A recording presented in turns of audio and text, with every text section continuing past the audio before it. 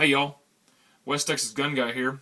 I've been meaning to do an AR build for a long time now, but I really haven't had the money for it or even the time that it takes to build an AR. Even though it really isn't that much time that it takes it does take a good amount of time when you want to do it right. But, as you can tell, I finally got around to it. As you know, it takes a long time to figure out what you want as a base gun, and then you have the near impossible task of deciding what to put on that base gun. There's so many options out there for stripped lowers or even the guns themselves, such as Rock River Arms, which this one is, Spikes Tactical, Yankee Hill, Daniel Defense, and maybe if you want to go even more expensive than that, maybe the good old Texas company LaRue. That list barely even scratches the surface, in my opinion. There are a lot out there, but if you want good quality, great quality, the list that I just named off is a great list.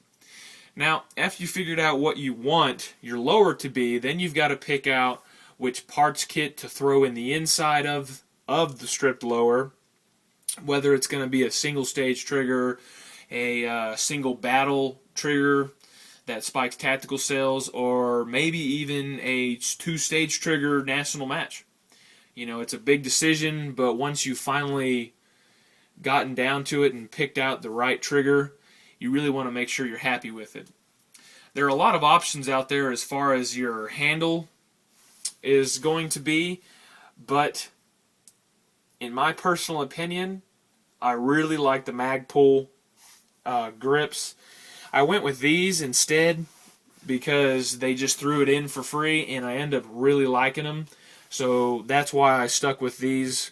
These are the Rock River Arms Hogue finger grips, and I have nothing bad to say about them, as I'll talk about a little bit on in the video. Now, finally onto the rear assembly part of the gun. There are a couple questions that you're going to have to ask yourself when choosing a stock, such as going with a fixed stock, maybe a folding stock, or, like this one, a 6-position stock.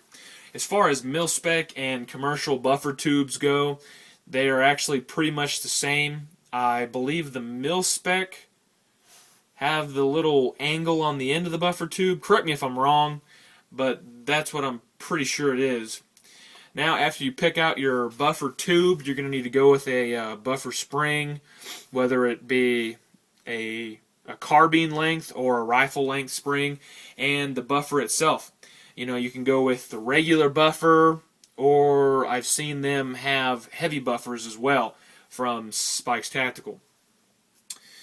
Now, here is what I have so far as my first build goes.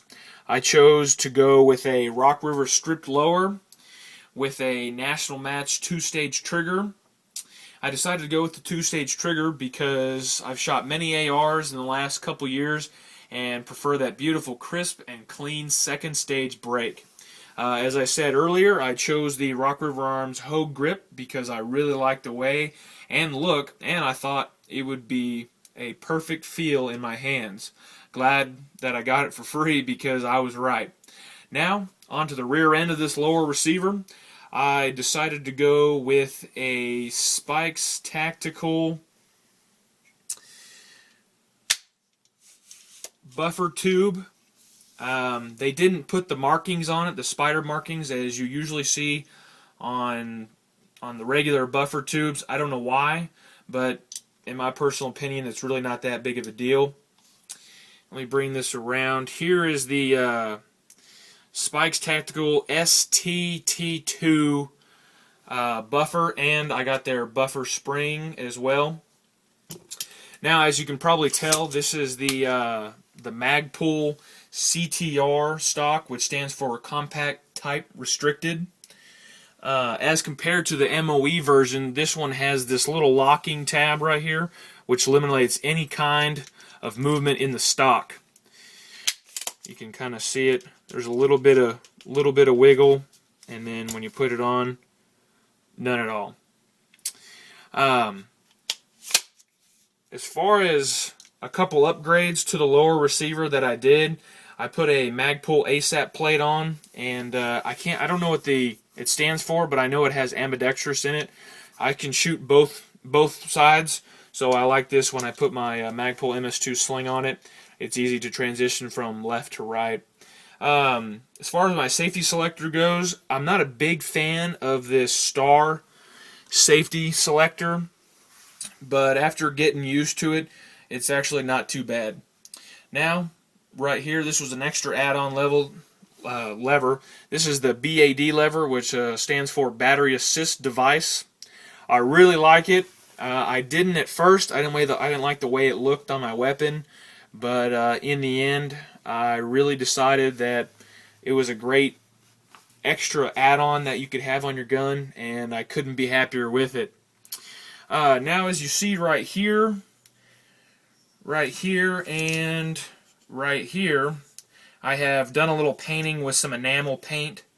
I probably won't do a video on how to paint it because it's pretty self-explanatory.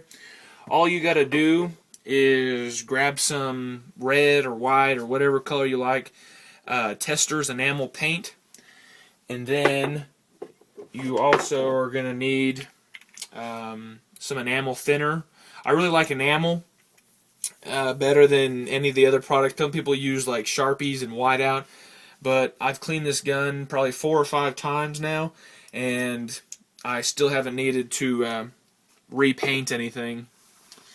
And I really do like the overall look when it gets on when you have the upper receiver. I put my friend's upper receiver on it the other day, and I think it looks just badass. I can't wait to get my upper. I'm waiting on a few parts, and then I'll build it, and I'll put a video up on it as soon as I get it built.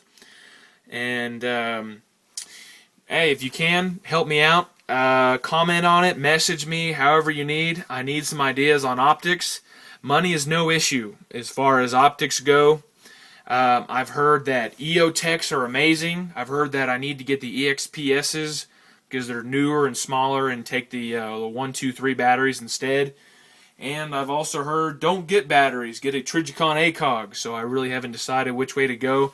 So if you could, comment below and tell me what you think that I should get as far as optics go, or if I don't get an ACOG and I get an EOTech, tell me what magnifier to get. I prefer a 3x magnifier, and then we'll go from there. As far as my backup sights go, I think I'm going to put on the Magpul backup sights, but I really liked the Troy backup sights that my friend had on his AR the other day, so I may go with those. So let me know what you think of this lower receiver so far.